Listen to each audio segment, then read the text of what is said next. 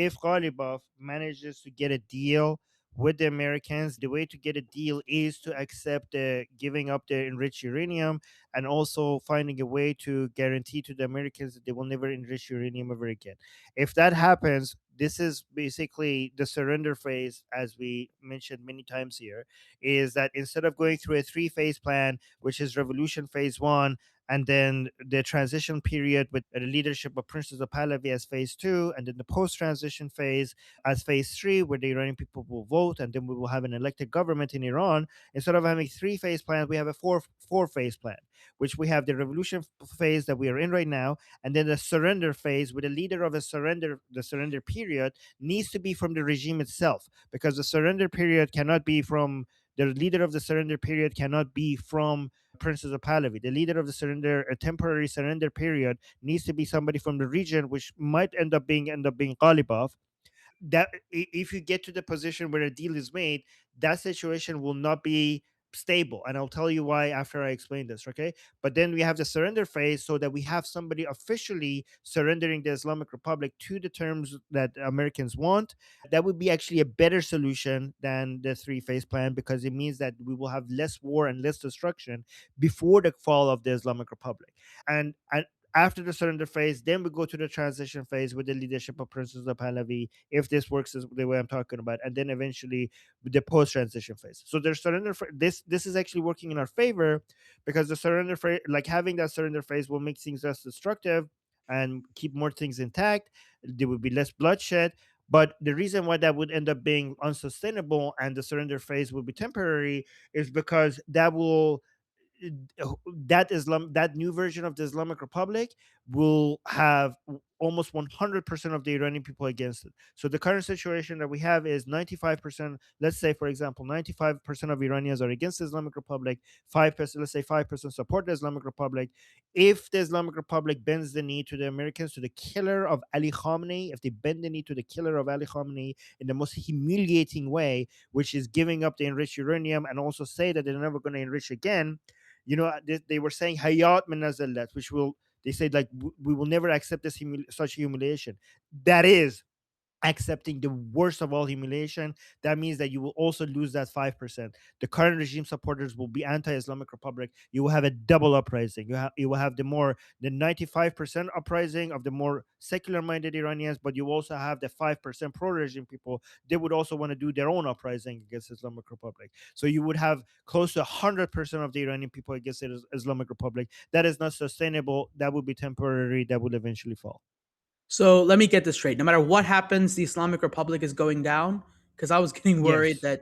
that this would mean Yes. that you guys had to fight alone against the Islamic Republic and get protesters killed again. Mm, I thought that was what was going to happen. Well, that might happen. We might have to. We might have protesters being killed, but the Islamic Republic eventually will fall. It's just a matter of when, not a matter of if. So Trump is not going to Anyways, yeah. leave. Is not going to leave the He, Iranian people's we don't side. know. We Okay, don't know, but even if he does, the Islamic Republic will fall. that's all I wanted to know. Thank you. Okay. Thank you, Terry. All right. Okay, Okay. next we have Blake. So this is also about the Ghalibaf situation. You were talking with Goldie earlier about how much, and you were just showing us how much this is splitting the regime. It almost seems like if Ghalibaf makes a deal, either he's going to have to ask, maybe under duress or not, for American assistance in enforcing that deal on Iran, making sure that the IRGC supporters go with it, or he's going to have to get the Artesh to help him support it. And either way, we could see a situation where basically Ghalibaf is forced to fight the remaining supporters of the IRGC and put them down for them. And we could see, like we've talked about, how we don't want the Shah to be installed as a puppet. It almost seems like Ghalibaf might be installed as a puppet until we get the Shah. And we may not even have to have another protest or see the Iranian people come out on the streets again, because they may end up where the current government has to destroy its own supporters. Does that make any sense? Is that something that's likely to happen? Or like they destroy their supporters and then there's just like 20 people in the government and no supporters anymore, and then the people take over? I Because they're not mean, going to accept a deal, right? So if Ghalibaf comes back and says, "Hey guys, I've got this great deal," like he's going to have to enforce that. okay, so yeah, this is where things are getting so interesting, right? So I don't even know. Like, let's say you're Ghalibaf, okay? You're like telling the Americans, listen, I want to give you everything you want, but can you just shut the fuck up and not tell the media that I'm like giving you a different version of things than the ones that I'm putting out there? Like, why do you have to keep exposing everything? And I think the Americans might be enjoying this. I don't know. Uh, but if you're Ghalibaf, so here's the thing: Ghalibaf has apparently been very, very flexible regarding what he's giving to the Americans. So much so that they were like, "Wow, this is great if we could do this." But how is he going to do that? He apparently impressed the Americans by allowing 20 ships, 20 oil tankers go through the Strait of Hormuz. But honestly, that's not very impressive. I know he has some influence over IRGC, right? He used to be IRGC. He has his own camp. But honestly, Larijani would have been better in bringing people together. I mean, they lost their main duct tape, which was Ali Khamenei, right? The main guy that used to be able to get everybody on the same page, both all segments of IRGC and more importantly, maybe even all regime supporters. Well, not all, but to a huge degree, was Ali Khamenei. I would add him gone. There is no more duct tape. So if you're Ghalibov, let's say you tell the Americans like, okay, we will do all of this, but with what force are you going to like? How are you going to force this on all of the segments of IRGC? The only plan that you could have had before was to get the state media, the Sadao Sima, to come and say, "Hey, Mushtaba said this. Hey, Mushtaba said that." You see, that's not working. That is not working. So how are you like? You're saying they're going to use their forces, their armed forces, to add to forces upon the IRGC, but how? Like he doesn't have enough armed forces. Like the Artesh is not going to be able to force this on IRGC. Like, are we talking about like a civil war, like an internal shooting between the Ghalibaf camps of IRGC and the I don't know Vahidi camps of the IRGC? Is a We might see a coup at some point within the IRGC against Ghalibaf. They will like throw him under the bus. Honestly, if Ghalibaf turns against the IRGC, I would bet on the non Ghalibaf part of IRGC. Like his control is not that complete, and honestly, I don't know, like how if Americans wanted to help him out, like how, like troops on the ground to come and fight the IRGC and on behalf of Ghalibaf.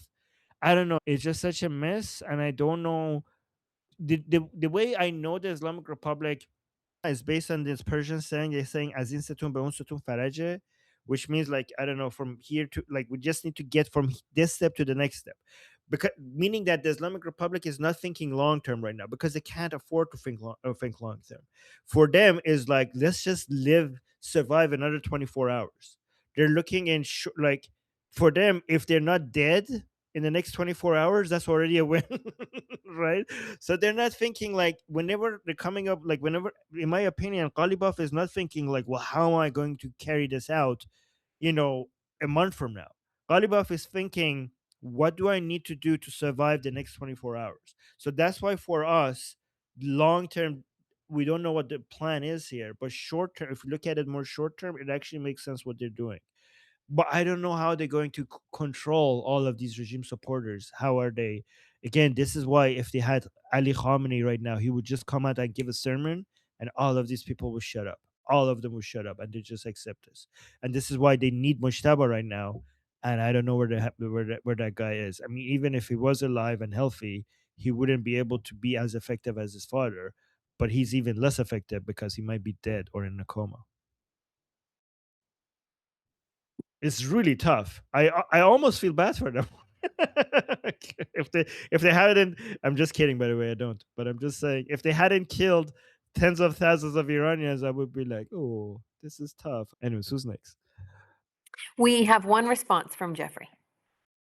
Yeah, I'm just going to quick bounce off of what Armin's observations are. You guys are getting better and better. So it's true. Inter-regime fighting has both positive and negative connotations to it, right? The positive is you have regime elements killing each other, and it will thin out their bench. Plus, it will sit there almost assuredly identify lesser crazy, I don't want to use the term reformist, and more crazy hardliners, right? So that means the hardliners will probably obliterate the reformists. Usually that's what happens, which means now our target set is a lot smaller and it identifies who you need to take out. The other issue, the bad thing is you're going to have intrastate instability, potentially destruction of critical infrastructure. You really can't have surrender because nobody has positive control over said forces. And it's like, who do you talk to? Even if there is a person who says this, where, you know, the regime remnants is going to surrender, if they don't have positive control, does it really matter if they say surrender or not?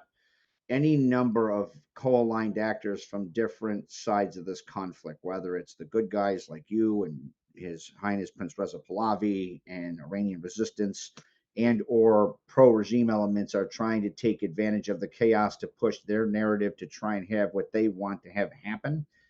I mean, it was just put in the chat. You have leftist elements that are tied to the Chinese Communist Party trying to engage in a smokeless revolution in the United States by flying the Mullah regime's flag over certain elements of America, right? Because they're trying to fight the battle of the narratives, which is why all of these efforts, all of you, Armin and Tusi and Goldie and everybody here's efforts are very important